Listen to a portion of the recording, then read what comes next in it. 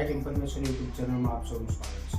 તો મિત્રો, આજે આપણે વાત કરવાની છે આવકના દાખલા વિશે। તો આવકનો દાખલો એટલે શું? તો આવકનો દાખલો એટલે ઇન્કમ સર્ટી, જે સરકાર દ્વારા આપવામાં આવતું પ્રમાણપત્ર છે, જેમાં વ્યક્તિગત અથવા તો કુટુંબની વાર્ષિક આવક દર્શાવવામાં આવે છે। તો આવકનો દાખલો કઈ કઈ જગ્યાએ કામ આવે છે મિત્રો? તો સરકારી યોજના જે કે વિધવા સહાય, વૃદ્ધ સહાય, સ્કોલરશીપ, ફી માફી, અનામત લાભ, શૈક્ષણિક પ્રવેશ માટે અને અન્ય સરકારી કામકાજ માટે આવકના દાખલાની ખૂબ જ અગત્યતા હોય છે। નાનાથી લઈ મોટા સુધી ગમે એ વ્યક્તિને આવકનો દાખલો ફરજિયાત જોઈએ છે। એક જ આવકનો દાખલો હોય અને એમના તમામ બાળકોને એ કામ આવી શકે છે। તો આવકનો દાખલો કોણ આપે? તો આવકનો દાખલો મામલતદાર કચેરીએ, તાલુકા પંચાયતે, ટીડીઓ સાહેબશ્રી અને ગ્રામ્ય લેવલે તલાટી કમ મંત્રીનો આવકનો દાખલો હોય છે।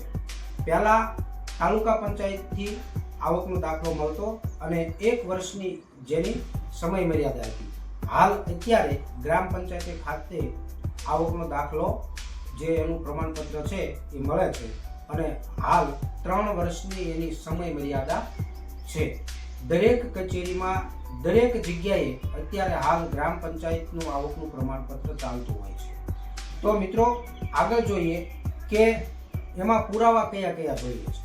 તો આવકનો દાખલો મેળવવા માટે આધાર કાર્ડ, રેશન કાર્ડ, આવકનો પુરાવા માટે પગાર સ્લીપ અથવા તો સ્વ ઘોષણા પત્ર અને પાસપોર્ટ સાઇઝનો ફોટો અને સરનામાના પુરાવા જોઈએ છે। તો હવે આપણે આવકના દાખલાનો નમૂનો જોઈએ। તો મિત્રો, આ જે સ્ક્રીન ઉપર દેખાય છે એ આવકના દાખલાનો નમૂનો છે। તો જુઓ, એમાં જમણી બાજુ જે છે એમાં એ જે પ્રમાણપત્ર ક્રમાંક હોય એ અને વર્ષ લખેલું હોય છે, નીચે સરનામું અને આખી તારીખ લખેલી હોય છે। ત્યારબાદ જોઈએ તો ડાબી બાજુ અરજદારશ્રીનો ફોટો હોય છે, જે ઓનલાઈન લીધેલો હોય, સ્કેન કરીને લીધેલો હોય છે। ત્યારબાદ તેનું પૂરું નામ, એના પિતાનું નામ, સરનામું અને એની વ્યક્તિગત આવક કેટલી છે એ આવક એમાં દર્શાવવામાં આવેલી હોય છે અને ત્યારબાદ એ કયા કયા પુરાવાને આધારે એ દાખલો કાઢી આપવામાં આવ્યો છે જેની વિગત હોય છે। મિત્રો, ખાસ અત્યારે એ જે આવકનો દાખલો છે એની શરત નીચે લખેલી હોય કે આ નાણાકીય વર્ષના 3 વર્ષ સુધી આ દાખલો માન્ય ગણવામાં આવશે અને 3 વર્ષ દરમિયાન જો કોઈ વાર્ષિક આવકમાં વધારો થયો હોય તો જે તે વ્યક્તિ અથવા તો કુટુંબના વડાએ એ આવક એમાં વધારવાની જવાબદારી એ પોતાની રહેશે। નીચે સ્કેનર પણ આવે છે અને અત્યારે હાલ જે તલાટી કમ મંત્રી ગ્રામ પંચાયત લખેલું છે ત્યાં પહેલાં સાઇન અને સિક્કો લગાડવામાં આવતો, હાલ અત્યારે સાઇન કરી નાખવામાં આવેલ છે, એટલે ત્યાં સાઇનની જરૂર રહેતી નથી, પરંતુ ડાબી બાજુ જ્યાં કચેરી મોહર છે ત્યાં ગ્રામ પંચાયતનો રાઉન્ડ સિક્કો મારવામાં આવે છે।